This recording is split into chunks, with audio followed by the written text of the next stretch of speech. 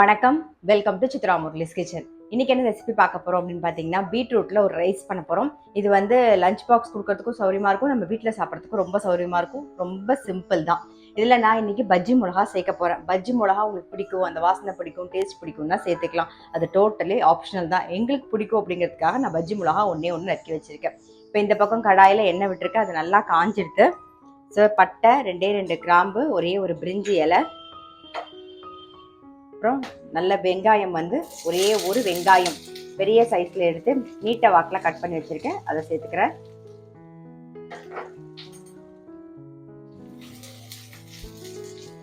வெங்காயம் கொஞ்சம் வதங்கட்டும்.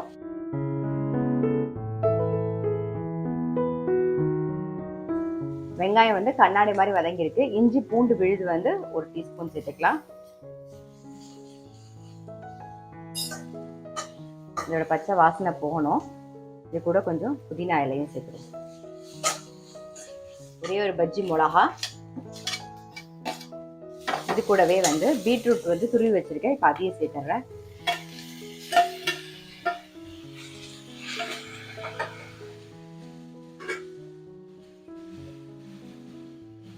கொஞ்சம் மஞ்சள் பொடி, அப்புறம் உப்பு, கொஞ்சம் வதங்கட்டும் பீட்ரூட். இப்போ ஒரு தக்காளி, அதையும் சேர்த்துருவோம். தக்காளி கூடவே இன்னும் கொஞ்சம் புதினா சேர்த்துக்கலாம். இதெல்லாம் நல்லா வதங்கட்டும்.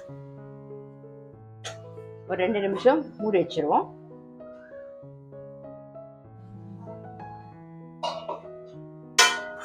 பாருங்க, பீட்ரூட் நல்லா வதங்கி எடுத்து ஏற்கனவே பஜ்ஜி மிளகா போட்டிருக்கோம். ஸோ அதில் கொஞ்சம் காரம் இருக்கும். நம்ம வந்து வரமிளகா பொடி கொஞ்சம் சேர்க்க போகிறோம், அது கொஞ்சமாக சேர்த்துக்கலாம். காரம் வந்து தகுந்த மாதிரி பார்த்து போட்டுக்கோங்க, உங்களுக்கு எப்படி வேணுமோ அது தகுந்த மாதிரி. அப்புறம் கொஞ்சம் ஸ்பெஷல் தனியா பொடி, கொஞ்சம்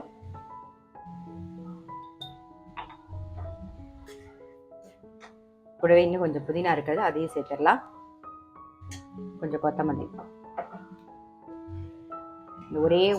ஒரு நிமிஷம் அப்படியே வதங்கட்டும். வரமிளகா பொடி, தனியா பொடியெல்லாம் சேர்ந்து நல்லா பச்சை வாசனை போக வதங்கிடுது.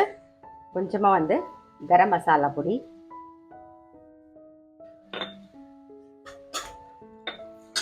இன்னைக்கு இந்த கரம் மசாலா பொடி, அப்புறம் வந்து ஸ்பெஷல் தனியா பொடி எல்லாமே வந்து மில் ஹவுஸ்ல கிடைக்குது. நான் உங்களோட நம்பர் வந்து டிஸ்கிரிப்ஷன் பாக்ஸ்ல கொடுத்துட்றேன். இந்த கரம் மசாலாலாம் நீங்க கொஞ்சமா போட்டா போதும், ரொம்ப ஜாஸ்தி போடணும்னு அவசியம் இல்லை. நல்ல வாசனையா இருக்கும். இப்போ இவங்க நல்லா மிக்ஸ் பண்ணியாச்சு. ஒரு கப்பு பாஸ்மதி அரிசி வந்து நான் நல்லா ஒரு 20 நிமிஷம், எப்பயும் பண்ற மாதிரி தான் 20 நிமிஷம் நல்லா ஊற வச்சுட்டு 1 கப்புக்கு 2 கப்பு தண்ணி விட்டு வேக வச்சிருக்கேன். அதாவது 1 கப்புக்கு 1.5 கப்பு தண்ணி விடலாமான்னு சொல்லி கேட்டிருந்தீங்க. நம்ம தக்காளி வெங்காயம் எல்லாம் வதக்கிட்டு அதுல இந்த அரிசி போடும்போது நீங்க 1 கப்புக்கு 1.5 கப்பு தண்ணி விட்டா கரெக்டா இருக்கும். நம்ம தனியா செப்பரேட்டா வந்து அரிசி வேக வச்சுக்கும் போது 1 கப்புக்கு 2 கப்பு தண்ணி விட்டீங்கன்னா தான் பர்ஃபெக்டா வெந்து வரும். இல்லைன்னா வந்து 1.5 கப்பு விடும்போது உங்களுக்கு அந்த அளவுக்கு வராது, வேகாது, கொஞ்சம் இதுவா இருக்கும். இதெல்லாம் நல்லா பாருங்க, உங்களுக்கே தெரியும், நல்ல வெந்து பர்ஃபெக்டா இருக்கும், உதிரா. ஸோ 1 கப்புக்கு 2 கப்பு தண்ணி. நம்ம அரிசியை மட்டும் தனியா வேக வைக்கும் போது, தக்காளி வெங்காயம் எல்லாம் வதக்கும் போது நீங்க 1.5 கப்பு போட்டா போதும். ஏன்னா அந்த தக்காளியில கொஞ்சம் தண்ணி இருக்கு இல்லையா, அதனால அப்ப 1.5 கப்பு போட்டா போதும். இப்ப நம்ம தனியா வேக வைக்கும் போது இப்படிதான் பண்ணிக்கணும். நல்லா மிக்ஸ் பண்ணிடுவோம்.